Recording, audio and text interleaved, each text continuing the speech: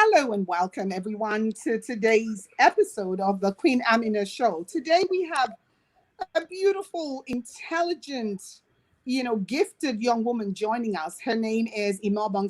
She's a motivational speaker. She is just an amazing combination of beauty, brains, talent, just name it. And she's going to be talking to us today about how to cope with situations that could lead to depression, situations that could lead to, somebody out there trying to give up hope. So she's going to give us tools and techniques and strategies, to increase our self-esteem and increase our sense of hope.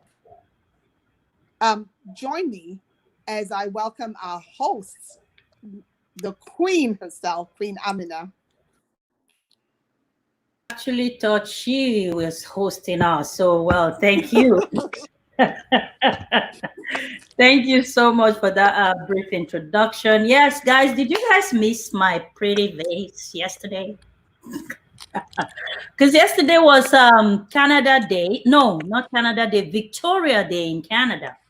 So we decided to have a family time. I did send a happy Victoria Day out there, and I hope everybody got it. I hope you had a peaceful day. And yes, it's still locked down partially here in Canada. And I think United States is opening up bit by bit. Yeah. How are people doing? Are they adjusting to the new norm? Well, they're adjusting. It's just sad that every day we have more and more people. We're losing, more and more people every day by the thousands. So, the economy is opening up. Businesses are trying to get back, but people are dying. So it's a tricky balance. I know we can't stay on lockdown forever, but it's just sad that as we try to do the dance and the balancing, we're losing, people, and people are precious. It's sad to know, but again, like you said, there's really nothing anybody can do about it. Somehow things gotta get back to normal. Anyways, normal is not normal anymore because people are going mental, either because of this crazy situation had triggered more of suicidal thoughts and too many people thinking of just crazy out of this world kind of things. So we have this young, beautiful woman that has actually touched about 800,000 women around the world through her platform. I was just reading that. So let's not talk too much. Let us bring her up. But guys, everything you're going to be hearing on this platform today, take the advice. But before you act on anything, make sure that you are consulting a professional, your doctor, your psychiatrist, your lawyer, your anybody that is a professional in your life. So make sure you're doing that. Let us bring our special guest on board. Hello, madam. Hello, Queen Amina. Hello, Princess Makolo, and hello, our amazing viewers out there. It's so good to be here today. Thank Good. you so much for taking time to be with us and talk about this very timely and very important topic today. How are you doing? Your family, your neighborhood? We're doing good. We're doing good. We're staying together. I mean, to be honest, I'm kind of loving it. Oh, really? I'm just loving being at home. I'm enjoying it. Sometimes it could be stressful, but at the end of the day, I'm enjoying it. My family's intact. We're all nice. We're healthy. We're together. That is awesome. Really, one thing that that stood out for me in this whole situation is when God does any lockdown situation, there's always a huge blessing that comes out of it. And it's been that way from Genesis to Revelation. One beautiful example is when Joseph went through his lockdown season. He came out a prime minister. Then you talk of Moses. Moses was locked down for 40 years, tending the floods. You know, he came out a hero that saved the whole nation of Israel out of Egypt. You know, and one of the greatest miracles that were recorded in the Bible history was recorded through the hand of that same Moses. You know, so if Yes. you go through that, look at Jacob. Jacob was locked down 7 years plus another 7 years. He came out with a beautiful wife and a lot of, you know. So if you look at those steps, you would see a bright light at the end of this tunnel. Look at the beautiful things that are coming out of this lockdown, even though we are losing, you know, human beings, which is super important. But I just want all of us to look at the positive side of every situation. And that's why we're going to be talking about suicidal thoughts and depression. You know, these things are natural and it can happen to anybody. Anybody. And you can get Absolutely. depressed out of anything. The most stupidest thing could make you depressed, and then you think suicide is the answer. Today, we are here to deliberate on this and tell you that no, there is a bright light at the end of the tunnel. And to take us through that, before I come in and chat with everyone, let us allow our guest to please introduce herself and, you know, what you do, where you, why you're doing what you're doing, and let our guests get to know you.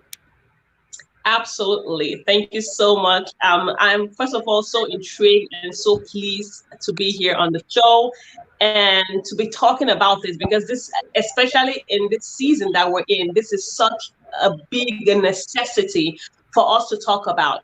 Um, my name is Imaobong Smart. Once again, I'm a transformational speaker. I'm an author. I'm an entrepreneur. And I also run the non-profit foundation called Women of Ability that basically helps people discover, develop, and deploy their purposes. That's what I'm about. By the grace of God, we've been able to touch actually over a million people Oh, wow. across the globe. Wow. And yes, yes. And I also have a youth mentorship program that are, international. I have mentees from, around the globe as well. And we just touching the lives of people, because definitely life is, I personally believe that life is not worth living if someone cannot be impacted by your existence. So that's basically what I am. And I'm so glad to be talking about suicide, because I just recently wrote a book on suicide. It says, "Stay, your life is precious." And at the beginning of writing this book, it wasn't my original book that I was supposed to write. I had written another book, and then I got an instruction to change over, and I was frustrated because I've spent all this time writing this other book that's supposed to be amazing and cool and just be the it at the for that moment. But then I got a redirection. I think as kingdom people, that's why it's so important to move by the voice of God as opposed to what we want to do. So I was instructed to write this book. And besides that, I suddenly, well, not suddenly, but I happen to be surrounded by people who have attempted suicide, who are suicidal, and people just keep coming to me. Oh, this person's about to commit suicide. Can you talk? Can you talk to them? And it's like there was this heavy burden, suddenly to write this book and to say something. And one of the things that the content of this book is basically the reasons that I've heard people talk about for committing suicide, and the response that I have given that have worked. There's so many reasons why people want to commit suicide, but I have a few in the book, which is, I have about 9 in the book, and I give them an answer. So it's basically the lie that they believe to justify the act, and the truth that they must accept to undo the lie. So that's just basically what it is. Say that again. Is the lie that they believe? The lie that they believe to justify committing suicide because, and then the truth that they must accept to undo the lie. That's what the book is about. So it's a non-conventional book, and also one of the disclaimers that I want to give is I'm not a psychiatric, I'm not a scientist. This is strictly personal and spiritual views. And I believe that you don't have to be a scientist or a doctor to talk about this situation, because if you look around you, someone is going through it, right?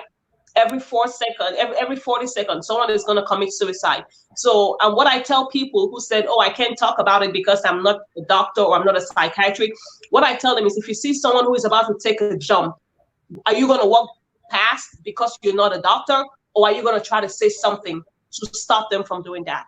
So that's my concept that surrounds the book, that everybody has a right to speak about this and to be able to say something encouraging to stop someone from committing suicide. Absolutely. Aren't we supposed to be our brothers' keepers in every area, not just suicide intervention, but in every area. If you see something that somebody is doing and it's not right, and you think you can say something to help that person out of the situation, by all means, now it's left for these people to either take the advice or not to take the advice, right?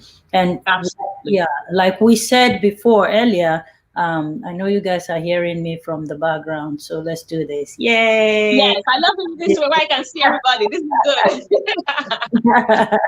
good. So thank you so much for that brief introduction of the topic today. Before we go on, I just like to always establish the fact that whatever we're saying here, it's based on personal opinion, like you said. We're not advising anybody do or don't. We're just expressing how we feel about this particular topic. Imaobong, why do you think somebody will want to take their precious life, even though life sometimes is not precious? Well, I have a personal story, and people that are close to my heart that have been in this situation. People go through depression for different reasons, and one of the things that I understand that depression, it's now diagnosed. It's a mental situation, definitely, and we want to medicate it. But I believe that suicide is as a result of depression that leads to suicidal thoughts is a result of an experience that will. Somebody who close to my heart attempted suicide by overdosing on sleeping pills, but thankfully she was rescued on time, rushed to the hospital, and the thing was taken out of her system. So when I got to ask her, why did you do that? I know she's been depressed for a while. I asked, why did you decide to do this? You're so young, you're so beautiful. Why did you do this? And she had reasons. There were things that happened in her life. She was broke. Her business wasn't going through. She came out with a first class in school, but yet no job. Life isn't moving, and she's just done. She's just tired of searching, and nothing seems to be working. There was a reason. Something happened in her life that depressed her. And that's why she thought, I can't take this pressure anymore. I'm gonna give in. Another person attempted suicide. She started by cutting her hands to see how it's gonna feel with a blade, cutting her wrists just to know what the feeling is gonna look like before she actually does it. And she was depressed before that. And when I asked why, it's because she had committed an abortion and she was just guilt-ridden. And she couldn't take the guilt anymore. And she felt, I can't deal with this feeling. I can't deal with the guilt and the fear of if I'm going to be able to have kids, will I have all those things? So depression and suicidal thoughts are a result of an experience. I don't believe that anybody is born with a depression gene. That how you can say, this person is diabetic because diabetes runs. It could be a spiritual gene, because we're kingdom people, I'm able to use these terms as spiritual, But physically, no one is born with a depression gene. There's no depression DNA. It's experience based. So people are depressed because of experiences. Because of this book that I wrote and trying to reach out to people, you know, I joined different suicide groups on Facebook to see how I can help, you know, and people are depressed in this pandemic. They're tired of being home. They're broke. They can't go to work anymore. They can't find a job, and they're just done. They're tired, you know. So the experience of what we go through now is what causes depression. That's what I think. That's my thought, you know. So many times, thank you so much for those thoughts.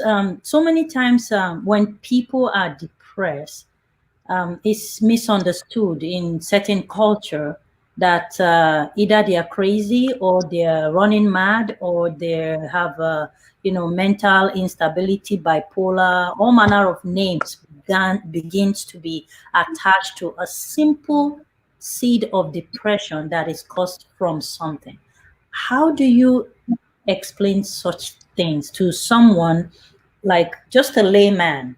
How do you tell the person this person is not crazy, is just maybe what happened yesterday that got them depressed and it wasn't dealt with and it just dominoed into some other stuff? How do you begin to explain that to a layman? Is that question for me? Yes. Yeah. Oh, okay. Okay. So I mean, I think most of the time we end up trying to treat the symptoms as opposed to the root cause. Mm-hmm. So we try to treat the what's this person doing as opposed to why is this person doing it? What happened? You know, I see somebody who is suicidal. I'm not gonna say, there's some, you're crazy or you're pursued by demons. I want to know what happened. When did this start? What happened in your life that this began to happen to you? Because I mentor a lot of teenagers and are suffering from depression. And when I ask them what happened, they're able to tell me, oh, everything was good, but then my father left. And after my father left, I just felt unloved. I just felt my life was not worth anything. So I tell people, before you quickly label someone, how about we try to understand what happened? And let's deal with what's happened and try to take them out of that place. Because if someone is having a cancer and the person is having headaches and throwing up, and you're trying to treat just the throwing up, or you keep giving them medicine for throwing up, would die. The The person is dying, yeah, because it's a completely different problem that is causing the headache, but you're busy treating the headache. I totally agree with you. That's right. So I think we need to treat the root cause and try to get them out of the effect of that experience before we try to, go into other aspects. I love what you said by the lies that the people believe to justify why they are doing what they are doing. And that's not just related to suicidal thoughts alone, even our everyday life. Somebody would do something very terrible, but in their own eyes, they would believe something that is the reason why they did what they do, just to justify the evil act. I was watching a video today and it just shut my spirit down. I actually cried when I looked at that video. It was a woman that tied up her son in a sack, in a bag, for 4 days. Why? Because she said that the boy was possessed. And I'm bringing this up, guys, because I know a lot of our Nigerian people are online right now, and we live in a barbaric, lawless place in Nigeria. I say that with no apologies because this is the truth. Things like that, when the people that caught the woman, they started beating the woman up, ripping her naked and beating her up. And for me, it broke my heart, not just for the child, but for the mother too, because something triggered that woman to do what she did. Which woman will carry a child for 9 months in her stomach, gave birth to this child? The child is 9 years old. I'm going to be posting that video. It's actually, I think I posted it on my Instagram, or maybe not. I would post it. And then would want to tie that child up, knowing fully well that 4 days with no food, the child could get dehydrated, possibly die. There's Wow. something that is happening with that woman. And that connects to what we're discussing right now. She could be depressed out of some situation. And her own way of interpreting whatever she's going through was to take it out on somebody else. And the somebody else that was available right there was the child. So it could be a ripple effect of so many incidents that led to that action. But in human life today, we only look at the action the moment it happens, Yes. and we justify that action right there, or we punish that action right there, which is wrong, is what you're saying. We need to look deeper into the situation. You know, thank God for a country like where we are. If something like that happened, actually, I know in Rwanda, I've been to Rwanda, I am connected with the government from the president all the way to the minister. I know a lot of them, and I'm saying it publicly, it's not hidden. So send them the video. I do know a lot of them. I've dealt so many times with the ministers there, and I can say this confidently. If such things happen in Rwanda, you know what the government would do first? They would take the woman and put her away in a comfortable place. It's not a horrible cell, because we visited their cells and everything. Very comfortable, but you will be there alone. You know what they're doing? They want you to think quietly. See, so they isolate you and take care of you so that you can think of what you have done. That's how they punish criminals. They don't lock you away, and like our own, they will put you away, and sometimes you will never found again.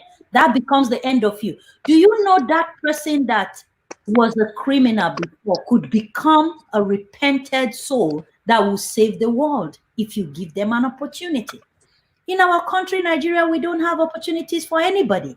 When people become suicidal, they, I beg, if you want that, make you die, Jare. Leave her, make it go to inside, wait till call China.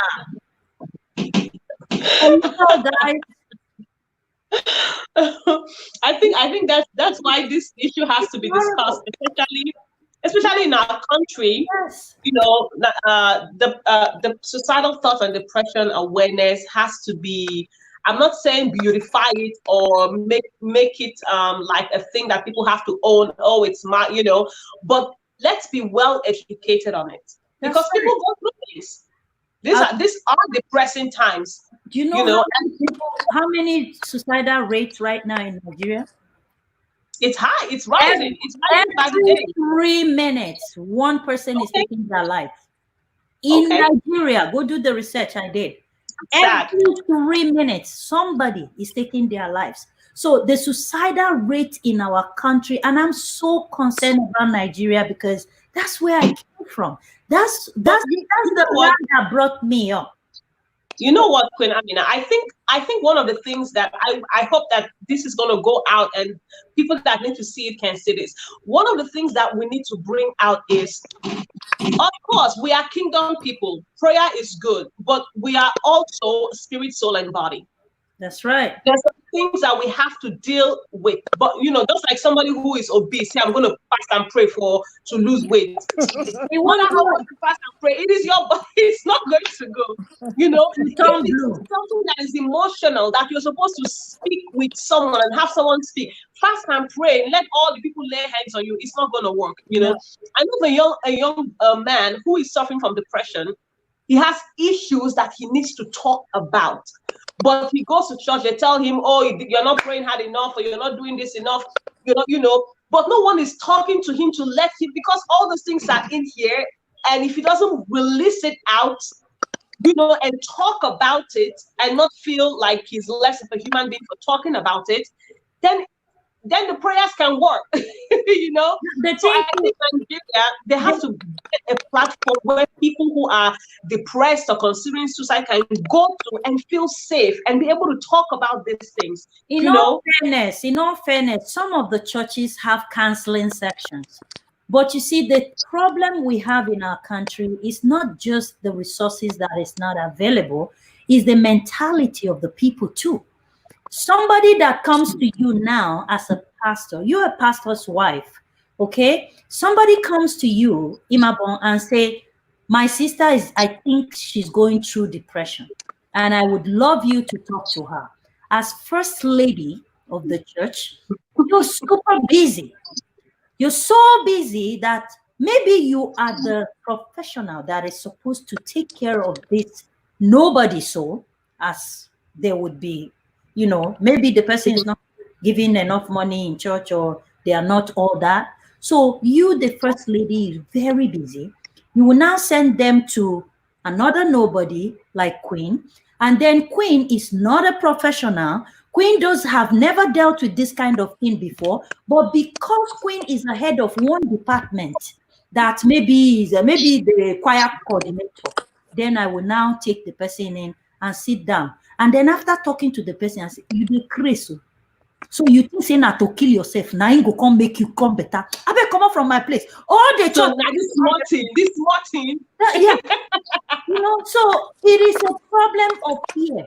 Here, our minds need to be flushed. I keep saying it. You know the power wash that you use for washing the car, that very power, strong pressure water. That's what they need to use to flush certain people's brains in our country. Another thing that will make somebody not go out for help in our country is they are ashamed that once I go there, they will now label me as depression woman, depression man. You don't know that, remember that woman where they depressed one time, where you become labeled in the society. And because of that, maybe the person is a prayer leader before, they will remove the person from praying because now you are depressed. You've been labeled. There is a huge problem. There's a huge So, problem. Imaobong, what are some of the interventions that you recommend for people who are experiencing symptoms? First of all, what are some signs that families should look out for? How are we supposed to recognize that a person around us is probably going through depression and maybe having suicidal thoughts? And what interventions do you recommend? Great. Absolutely. Yes, from experience, one of the things is that withdrawal. That someone who was, on a good day would talk, on a good day is bubbly, all of a sudden there's just this withdrawal. They don't want to talk about anything. They don't want to talk to you. They're always crying. They shut you out for some reason. Even though you try to talk to them, you try to, to just tell them, hey, I'm here for you, but they just shut you out. They don't want to talk about anything, but yet you can see that they're not themselves. Those are some of the things. So, and sometimes we just ignore and just say, please, when they're ready to talk, they'll talk. But it's very important that we just keep probing love. Let them know, treat them the same way, and just let them know, hey, I'm here for you. Because sometimes some people, it's not like they don't want to talk. They just want to know that you really care. Mm-hmm. They want to know that you really want to know what's happening to them. If I see you and I ask you, how are you doing? And I see you're not doing well, and then you said you're not doing well, and I say, oh, okay, and I go. But if I keep coming and I keep showing you love and telling you, hey, I'm here no matter what you're going through, I share some stories with you and I say, hey, you know what, I can just talk to me. Just let the person see that you're consistently caring and that your intentions are good. Then they would open up. And when they open up, let them talk. Let them yell.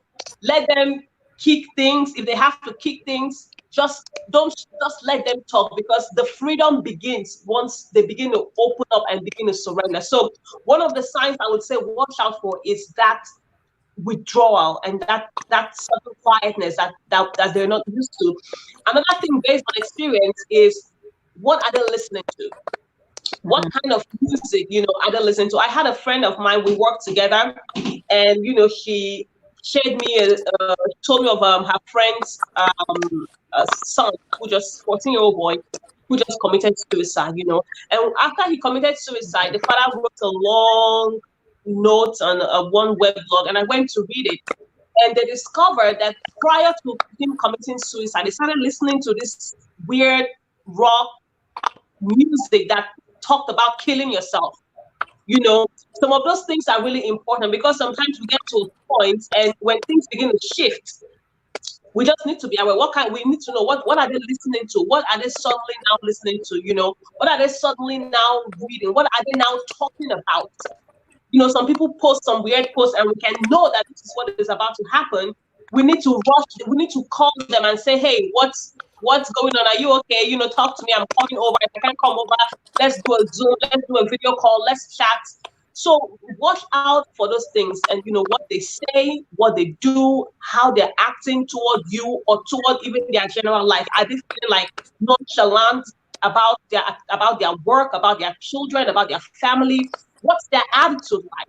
So if we're able to look at these little things, little changes here and there, then we'll be able to know. And I think it takes selflessness and it takes caring for people to be able to notice when there's changes going on in their lives. And also, And so some of them, they would isolate themselves. They go into isolation. The things that they're usually interested in doing, you see them not wanting to do it anymore. So someone that is a socialite, you invite them to come out for party, they'll give you all manner of excuses not to go. So those are pointers that we should be looking at. In some cases, you find people that are just constantly blaming themselves when somebody around you goes through a season, of self-blame, a season of being fixated on their past failures. Oh, if I hadn't done that, if I wasn't drinking, I would not have, hit that person. If I hadn't gotten pregnant, if I hadn't, done this or that. So when you see a person going through a season where they're just rehearsing past failures and, walking a path of self-pity and self-blame, it's time for you to intervene. So what are those interventions that we're suggesting? Before we go there, just for those of us, I'm doing a host party. So some people are on host party. Please, if you're going to send in your questions, send it to the page itself, Queen Amina. Because I realized lately I've been missing out on people's questions. And then after the show, they will now inbox me and said, I sent a question, you didn't answer my question. So guys, if it's on a watch party, I usually don't see it. So please go on Queen Amina show page. Then I can see all the questions coming in here. Or better still, my number is rolling on the bottom of the screen, 403-390-0377, and it's a simple WhatsApp click, and you can text the question to my WhatsApp page, and that way I'll be able to answer you. For those of you on YouTube, I see about a few people on YouTube. If you post your questions there, I will get it. So go ahead and send your questions via YouTube. God bless you guys all for joining. We love you. Because of you, we're able to air every day. Please share the video. You might be saving a life today listening to this timely topic. Go ahead. Thank you. Thank you. All right. So some of the interventions, and I think one of the most powerful intervention is communication. Communication. It's the ability to be able to just to be able to call someone and speak with them and ask them open-ended questions, not a question that just open and close and you just ask and they give you one answer, but a question where they can get to express themselves. Because when people talk, they're releasing things out, and when they release all those anger, the bitterness, whatever it is, that the guilt, the hatred, whatever it is that they're releasing out, it works. I have a lot of people that I mentioned. When I have my sessions, I had a session with one of them, and she was a girl who, like, when you see her, you just know that something is wrong, that this is not right. She's beautiful, great singer, amazing girl, but I couldn't get through to her. Because no matter what I did, there was just that wall, and and then all of a sudden she started liking me. I guess because I was consistent in showing her that I cared for her. I was always giving her compliment, because I know one of the things she didn't like her body. She's so beautiful, so I always give her compliments, and I always ask her questions, and just questions that shows that I know what's happening in your life, and I want to talk with you. And then when I started talking to her, she was just saying things that was like, wow. So all these things we've kept, some of these things you never told your parents. And as she began to talk and just let go of these things, she just suddenly started becoming a lively, more confident person, So I think one of the first things to do is to find a way to. If you can't talk to them, if you're not the person who is able to, get words out, you can refer them. There's a suicide hotline where they can talk. Then you can take them to a counselor. You can refer a counselor to them. But the first thing is just to show them love.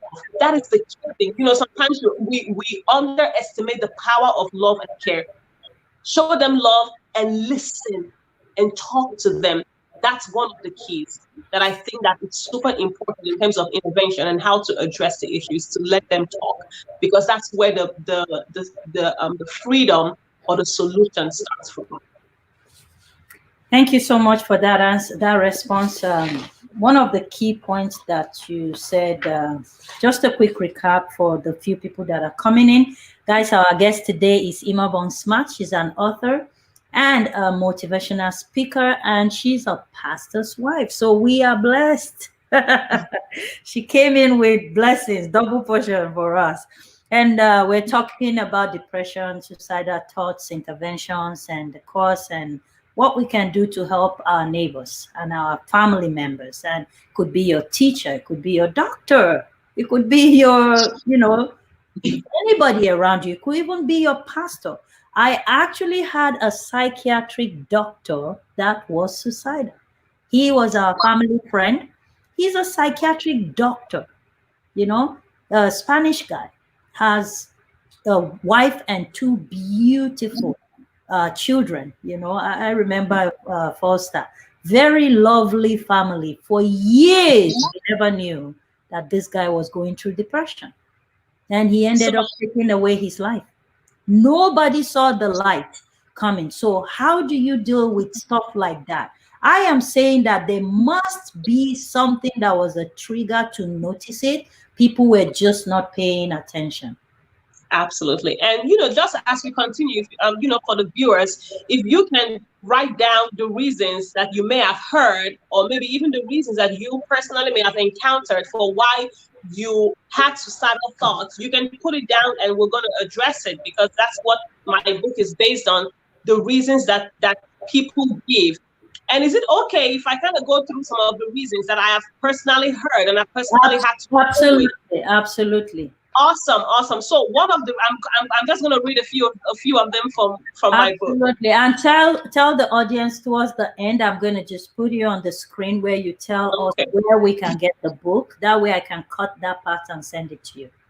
Awesome. Thank you. So one of the reasons that I hear is I have done so many bad things. It's too much. I don't think no one is going to miss me when I'm gone. Talking about back to the experience that, going back to the lady who wanted to commit suicide because she had an abortion and she was just guilt-ridden.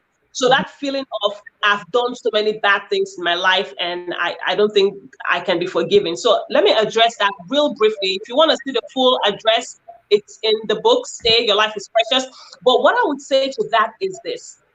There is reason for guilt. I say guilt is like an alarm clock. We all have guilt is like a smoke detector, right? When there's a smoke or whatever, it alarms, and then you get up real quick and you check your house to be sure that everything is nice and safe. That's what guilt does, right?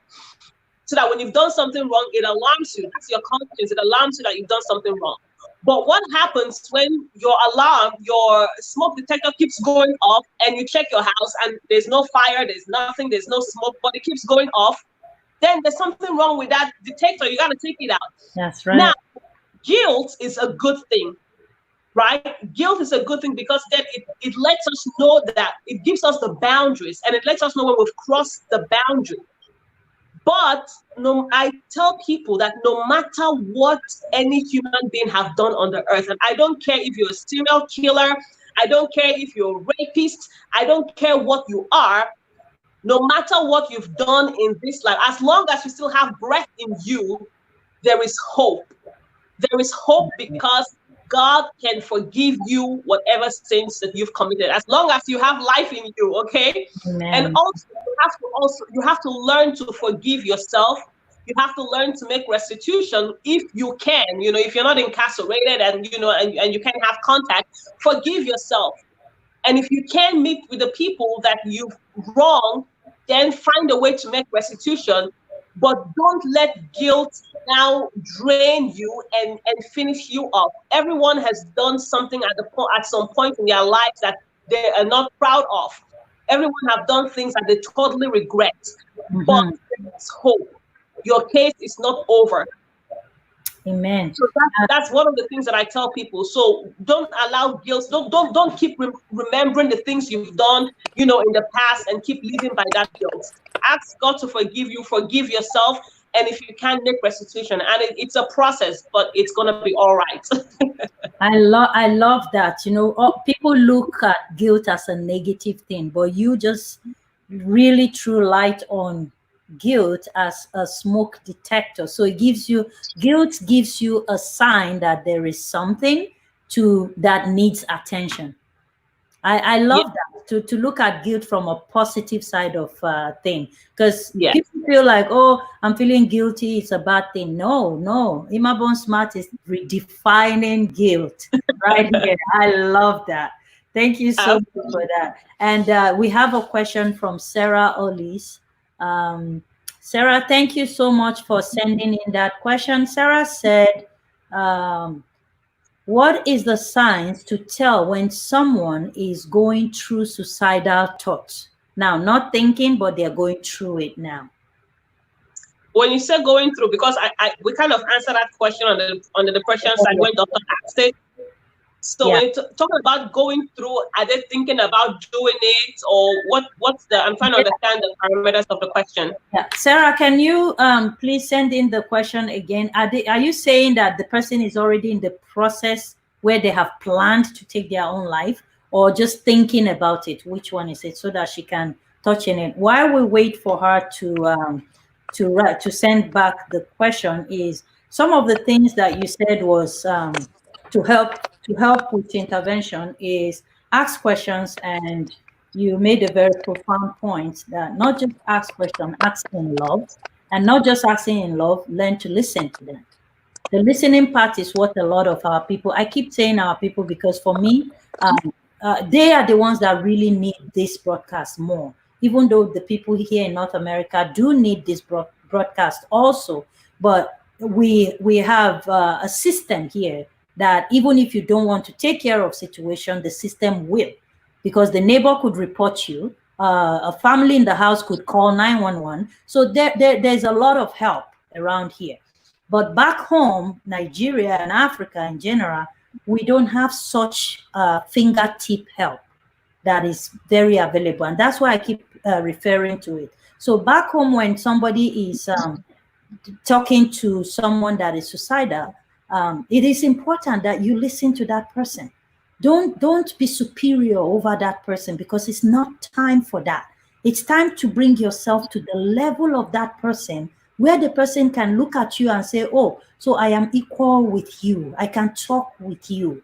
I'm not looking at you as superior to me. That will help to release that very first barrier, to break the ice for the person to be able to begin to talk to you. But if you build that, if you allow that wall between you and the person, as per madam and the person, or Oga and the person, you won't get nothing. That person would go from your presence and say, what's the point talking to that man self, and go and commit. Absolutely. And now that you said that, that's such a powerful point, because one of the things people want to know, can you relate to me? Do you feel what I feel? Exactly. And when anyone who says, oh, I'm so powerful, I'm so spirit-filled, I've never been depressed, either they're not telling the truth, or you must be Jesus. Right. But I shared my story in my book when I said at some point I had postpartum depression, where I was done. I had no help. I was just done. I was at home with my daughter. She was crying, and I was just depressed. I took her, and I thank God it was not a tile floor or concrete floor. I just flung her on the bed. I flung her on the bed. I shut the door, and I just left. I didn't go out. So I didn't leave her at home, but I just left where she was, because it got to that point. And people need to know that we're not superhumans. We're human beings, and for someone to listen to you, like when Amina said, they need to know that you can relate with them. That when Jesus Christ came so that he could when he's telling us don't do this, it's because he understands what it's like to be there and how to get out of there. So people need to know that you can be a pastor, you can be a millionaire, you can be whatever you want to be, but be vulnerable to the people you're trying to help, or else they'll feel like you're just someone up there and you can't reach them because of how you place yourself. So yeah, that's very important. Awesome. So, Thank you so much. So okay, Sarah, so we answered that question from the beginning. She's saying when the person is thinking about suicide. So Sarah, some of the things that Imaobong shared with us in the beginning of the video, but just to quickly recap, first thing that you see is they are withdrawing. They start withdrawing from everything they love to do. You see they're isolated. They start keeping to themselves. Some signs are even they'll start giving things away. They're giving gifts away, like expensive important things. Yeah, they'll tell you, take this, like, okay, So it could be a lot of signs that triggers most of those things. For me personally, this is a very personal opinion.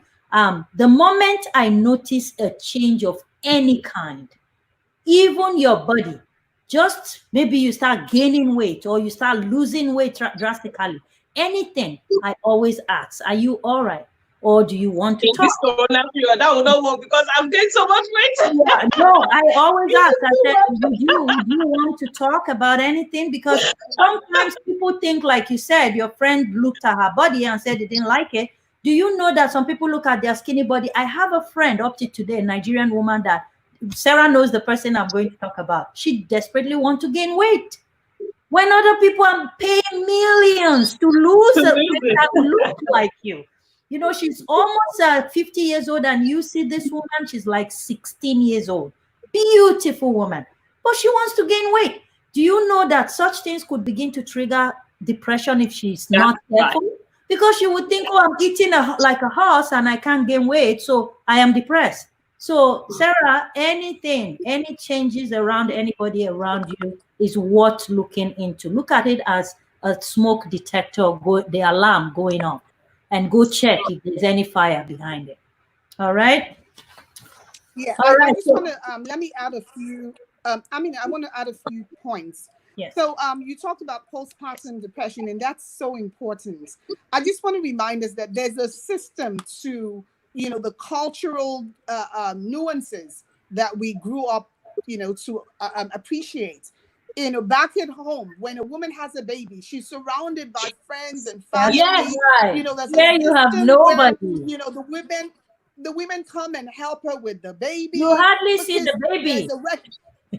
Because there's a recognition that it could the psychologically, physiologically, emotionally, she could lose it, because of all that she's been through in that experience. So I just want to encourage us that even if we're not in our cultural setting, we're not in Africa or wherever you come from, and you're in a different culture, still try to attract to yourself those cultural support. If you're having a baby, make sure that you have Connect people around you that can support. help you. Yes. Because postpartum syndrome is real. My other comment is for us mothers and educators and teachers. Depression is not only amongst adults. We have young children, teenagers, and all that suffer from depression. So it's left to us as parents to be a little bit more observant. Parents and educators. If you observe a child, being reserved, being isolated. If you observe if a child starts if the performance changes, if a child's academic performance changes, it could be because that child is depressed. And so whenever there's a problem, like Amina said at the beginning, let's look for the root cause. That's and not, right. Be dealing with the symptom. And that's so right. Another part of our responsibility as educators and parents is depression could be a result of bullying.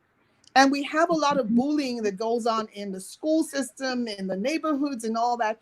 So when you see your child, just, withdrawn in a corner, when you see your child agitated. It could be two ways. The child could become unusually withdrawn, or the child could just begin to act up.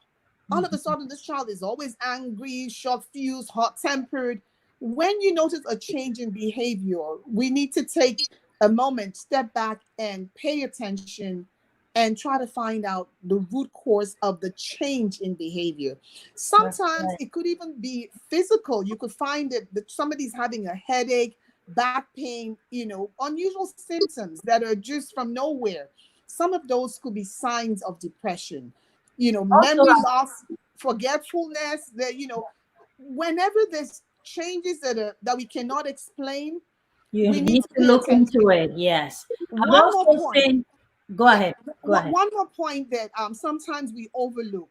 Like now we're experiencing a pandemic. We experience different crises at different stages of our lives. Sometimes you lose a loved one, you lose, your job, you lose a friend. A friend may not die. If it's a male or female, a girlfriend or whatever. Use a relationship. Yeah. Exactly. A relationship ends, or somebody is mean to you. We need to pay attention to the fact that people have different coping mechanisms. So when something happens to Queen Amina or something happens to Imaobong and she's able to cope with it, does not necessarily mean that if it happens to Dr. Princess Mokolo that she has the same coping mechanism. No. So whenever there's a transition, you move to a new city, you move to, a new home, pay attention to the people around you. And I'm speaking from personal experience. Sometimes you think, oh, everyone's happy. Oh, we moved, we moved to the United States. Oh, we moved to a better neighborhood. Not everyone, not all your children, maybe not your spouse, maybe not your family, parent, or maybe it's an office. You move to a new office, you change the office, focus or whatever.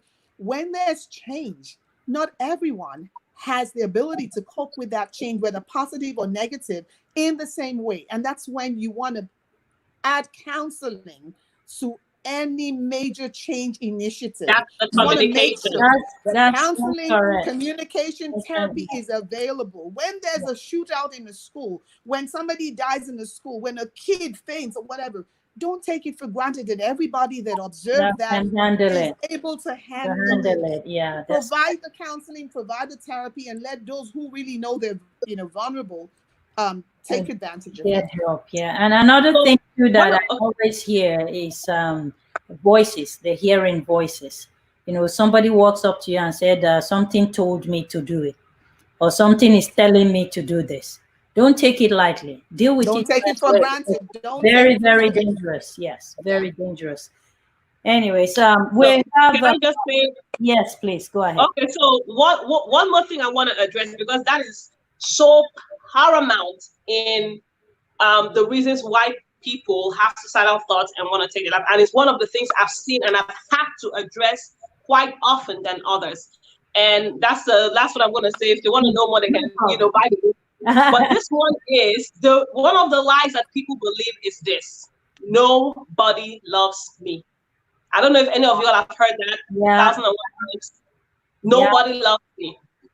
And in counseling, some of my mentees, I heard this situation and I said, why do you think nobody loves you? Right? How the communication begins? Why do you think nobody loves you? And then she opened up and she said, well, because my dad didn't want me. My dad told my mom to abort me. My mom was almost about to abort me. So I just feel like I wasn't needed. And so many situations go on in people's lives. My parents got divorced. Maybe I'm the fault. My daddy went away. My mom went away and they never came back. And I don't feel loved anyway. If my own father or my own mother can't love me, how am who is going to love me? If my father and the ones who brought me to this world can't even have it in their mind to love me, how can I expect love from anybody, or how can anybody give love to me? So I think this is so important. And I see so many people, young and old, talk about how they feel so unloved. And we live in a cruel society, where people just speak the way they want because it's the free world and they can write whatever they want and say whatever they want. They speak and act in ways, and it affects people. And people feel like they're just alone, and if nobody loves them, what's the point? Open relationship, they got cheated on. divorce, whatever it was. So they just feel that void. Now, my response to that is one of the questions, one of the things that I say, I try to put a joke into it. I say, so you've met 7.3 billion people in the world, and not one person out of the 7.3 billion people in the world like you. I try to lighten the situation, just. That's a good point too. Come to think about it, you will now quickly find an answer to make yourself feel like, okay, there's somebody out there that still loves me. And that, not to cut you short, that brings me to saying, you just have to know the only one person that loves you regardless.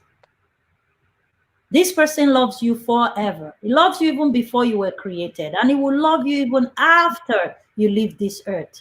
This person loves you unconditionally. This person loves you with whether you're green, blue, yellow, short, dark. He just loves you. He loves you. So you need to find that love. And once you have that love, his name is Jesus. Once you find him, trust me, you trust me enough to come on my show to listen to what I'm saying. You better believe it. Trust me more. Find Jesus, and I can help you. I can help you find him. When you find him, you're going to see that man's love is not important. Jesus will make the right people love you. He would surround you with the right situations. Having said that doesn't mean you will not go through trials and tribulations. But when you go through it, he's still right there to help you through it. Psalm 23 says, yea, though you walk through the shadow of the valley of the death, that is trouble. That means you're going to go through a valley. Valley is down, down, down there. And you're not running through it. We're not preaching, but I'm just trying to make a point. You're not running through the trouble. You're walking through it. Walking takes time. It's not fast. But he promised that he will be there with you and make sure that you get out. So let's bring it to the 21st century. If I know that anytime I go to Dr. Princess, or I go to Imaobong Smart, they will always be there for me. 4 a.m. in the morning, 12 a.m. in the morning, 12 midnight, anytime, Monday to Sunday. That if I go to them, they will be there for me. And if I ask for anything, even if I tell Imaobong, today I want you to die for me, Imaobong will say, okay, Queen, I will die for you. That's what Jesus did. He would die all over again for you if he has to. So if you know that confident within yourself, we're going to be coming up from this show. You have given me 3 other show ideas. So okay. Yes, absolutely. This is a wonderful show. You've given me the show to come up with parents that are raising children, telling them certain information that the children don't need. Like the example you were just giving, the parent are the one that made her know that when the mother was pregnant, the father said to abort. How did she know? She was in the stomach. Okay, yeah, that's fine. That's a different topic. It's a different topic. There's some information you parents don't tell the children. Leave it alone. So we're going to be talking about that. And then the other topic you gave to me also is the fact that sometimes when we are adults, we think things cannot happen to us adults because we are adults. That's not true. Depression, suicidal thoughts can come to either children or adults. And because you're a person in position or you're a person of a status quo, these kind of things cannot come to you. It's a lie. And the people around these people also looking at them and say, no, that pastor can never ever be depressed. It's not possible. It's a lie. This thing can come to anybody. Check. Always be vigilant around yourself. And another idea is self-love. My dear, if you love yourself, you will never want to hurt yourself. So that's another show that we're going to come up with very quickly. Self-love. I want to quickly add this plug that in some cases, depression is, maybe physiological, and you could talk to a person and they get help and support, they could get better. But if you're sitting out there watching this and you recognize the signs of depression in yourself or in another person, my recommendation is that you consult with a psychiatrist, consult with a psychologist, because there's a lot of cases of depression that require medication. There are That's many true. cases where, depression requires medication. There are cases where depression is associated with mental health symptoms. That's correct. And that's the beginning point of recognizing or identifying that the person has some mental health challenges. There are also cases where depression occurs because of some interaction with medication that we're taking. And sometimes it could also be a result of some underlying symptoms. There's some other things going on with you, and the depression is just magnifying, evidencing some other issues. So if you recognize it or you're going through it, encourage the Deal person to with it seek right the help of away. a professional. Don't just leave it at the level of talking to the person, because it Yeah. might be more serious than you're More thinking. things that you don't know. Yeah. My other words that I want to share are for those in relationships. Oftentimes you're in a relationship and you're not happy. You're in a relationship and the person, the thought of the person makes you feel depressed, or you feel inadequate, or you don't have your self-esteem is eroded and all that. I want to say something. We need to love ourselves. That's right. And something Imaobong said, really triggered this when you talked about all the million people in the world have, um, whether you've been through all of them and nobody loves you. I just want to say, if you're in a relationship, if you're coming out of a relationship, if you're feeling disappointed, you have an expectation to be loved, and that expectation is not being met, or it's not being met the way that you want it to, be met. I want to help you today to recognize that the fact that that one person that you're expecting to love you in, forever happy ever after, It's not the end of the world if the person doesn't love. Juliet and Romeo, if that person cannot love you the way you expect, it's not the end of the world, because like she said, there There are are 300 millions of billion other others. people out Actually, there. it's increased, Imaobong. You are outdated on that. No, No, I I said don't know 7.3. that. What did you say? 7.1. Because you know what? Can I just say this as well? No, Because hold on, Imam, just especially, one second. oh, So hear okay. me, hear me. There's somebody out there that loves you more than you know. There are people out there that are loving you. You're not recognizing it. You're not appreciating it. You are not feeling it because you're fixated on this On love. that one person. Yeah. Our time is fast spent, so I'm sorry. Imam, I'm gonna Okay, can I just round up real quick yeah. with this No, love thing? before you round up, I like taking comments just to encourage our Okay. audience. Celestina from United States said, "May the peace of the inner self bring us joy always." That is a very important thing, inner self, because all of these things is from within. love Suicidal yourself. thought is from within. Depression is from within. So the strength of inner beautiful thought, I would add beautiful thought, Beautiful thoughts. Yes. brings you joy. So always look at beauty. I can't read.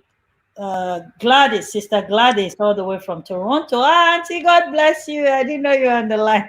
She's my big auntie, my prayer partner. She said that is the only person that you need to go through life, which is Jesus. So, guys, thank you so much for your comments.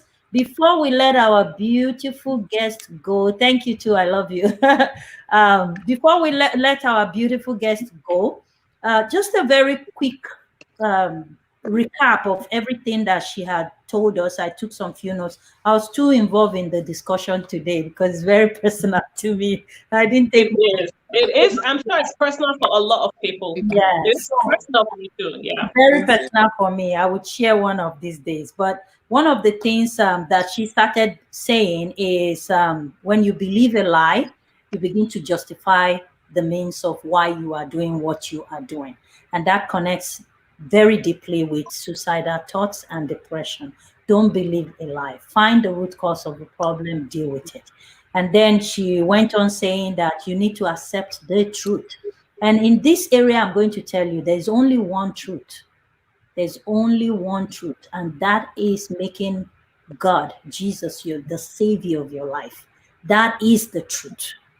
Okay, I don't know what is the truth for you if you're not a Christian, but there is a truth out there. For me personally, my truth is knowing God and loving Him and allowing Him to love me in return. That is my truth. So once I accept that Jesus loves me, I wouldn't want to do anything wrong to myself because somebody loves me now, all of a sudden, right? So she talked also about signs that you can begin to see in the life of people around you that will begin to become like an alarm for you to look into. She talked about withdrawal. When they start withdrawing, if they are not showing self-love, if they're doing weird things to themselves, look out for it. She talked about when you begin to see these signs, don't keep silent about it. Talk about it. Talk to them. Approach them with love. That's another important key. Don't just go gidigba gidigba, you be oga. I carry my language, talk this one. No show power there. There's no macho man in this one. Okay, bring yourself to the level of this person. Make you use pidgin English. Now, wait till the person they understand. If not Chinese, they understand. Go learn Ching Chong. Make you speak. All right, jokes apart, bring yourself to their level where they will be able to communicate with you. Very, very important. Let them feel comfortable. Make sure also that they know that their privacy is utmost importance to you. Listening to them, give them that comfort that this is going to be between you and them. And if you're going to report it to authorities that will help them, let them know so that they don't feel the sense of betrayal again that will trigger another whole sense of attitude again. So let them be honest, be truthful to them, be open. All right. So what else? And then I love your statement where you said guilt from a positive side is like a smoke detector that alarms you that there's a problem. So guilt is not always a bad thing, guys. That's one thing I learned today from this platform. Thank you for sharing that. So yeah, those are the few things. Again, listen to the video, do a watch party later after the show with your friends and family. There's some valuable information that will help you. Valuable, absolutely. This video today. So Imaobong, thank you so very much for coming on this show. We love you. We thank you so very much. But before I let you go, please tell us how we can get to this book. I want my copy mailed ASAP. Oh, definitely. Before I give you a little bit, I just want to read something important because I don't know who is listening or what your state of mind is right now. So I'm just going to read something from the back of my book, and I want you to just feel what I'm saying, okay? Absolutely. Now, here it goes. I know you think that when you commit suicide, that it's all about you, that no one is getting hurt, that you're simply removing one more miserable life from the earth, that it's one less tears to wet another shoulder, one less problem in the world. But the truth is, it is one more solution removed from the world, another blessing taken away from us, another miracle that we will never experience, another song we will never hear, another book we will never read, another work of art we will never gaze upon. Suicide is not just the death of you, but the death of many whose lives and destinies depend on you. Wow. So if you want to get this book, it is available on Amazon and the Kindle version. Just type it, the full thing, Stay Your Life is Precious. So when you type my name, it's going to come up. It's actually on sale right now on Amazon. If you're in the United States, you can personally contact me and I can mail you a signed copy. I think I can also send it. I'm Queen Amina. I can send it to you as well. I can mail you a signed copy. You can request it for schools when schools open. And there's so many platforms that people need this book. And it's such a simple book. It's easy to read. My daughter, who is 8, has read the book. Kids can read it, adults can read it. There's no medical jargons, it's just a simple book that anybody can sit down on a bus who's about to make that decision. They can scroll through it and they can find the answers to their questions and their lives can be saved. So you can find this book on Amazon. You can also send me a message and I'll send you a personal signed copy. Thank you so very much for a wonderful section with you. And I hope you would come back to visit us again. I would love to. I had fun. I had a good time. Awesome. I think the next time you come back, you need to come talk to us about money. Money is one big thing that is bringing a bit of depression. So we're going to bring you back to come talk to us about money, because I know you speak the language of money. I do, because it is one of the main reasons too. Could you please give a shout out to Queen Amina show? Yes, definitely. This is the show that you want to be in. When you talk about quality people, quality content, not your regular everyday cliches, this is a unique show. I would request and ask you to keep watching. Send it to your friends, have watch parties, talk about it, because people need to hear this. And like when Amina said, you may not know whose lives you're going to be saving by sharing the videos on her platform. Thank you so much. The Lord God bless you. May He enlarge your coast. May He encamp you with armies that will help hold up your hands, so that you'll be able to reach out more and bless more people. The next time you're coming on this show, we'll be hearing hundreds and millions of other souls that your book has sold out to. Who is to say that you will not be the next top bestseller of this particular book that would go out and bless the world? That's the goal for this book, is God 1 million souls. We will. For this year. I don't know how that's going to happen. God bless you. God bless you. Thank you so much. Thank you. Thank you. Thanks. Alrighty. That was a wonderful section. I learned so much from it. And you? I think you're muted. I can't hear you. Yeah, I can hear you now. Yeah, I learned a lot, and I hope that the audience did too. You know, depression is real. It's all around us. You recognize the signs, help the person seek help. If it's yourself, don't feel embarrassed. Don't feel like a superhero. Seek help. That's right. And sometimes you might need medication. Go to the right, expert, so that, you can feel better. Love yourself, love yourself, love yourself. Awesome. So guys, thank you. We've come to the end of our show today. But before I go, I am going to sit down here and not cut off the video until you subscribe to my YouTube channel. Today, not today. Today, not today. Subscribe. Learning. Oh boy. Look. Let me tell you guys. I know that listen. You need to make this show the next big thing. Who say Niger person no go come big pass our name? I no call anybody name. We start from O. Queen Amina, learning to love yourself is the greatest love of all. I love this show. We always have fun. Guys, subscribe to my brand new YouTube channel. We are at a whopping 42 people. Yeah. So you guys, please keep coming. I love you very much. Instagram page is growing to 920. One day you guys will remember that she was celebrating 42. Now she's celebrating 4 million by the grace of God. Once we become an influencer, guess what? You don't need to go and look for them Lin, I not call the last letter. Ike, I not talk the other one.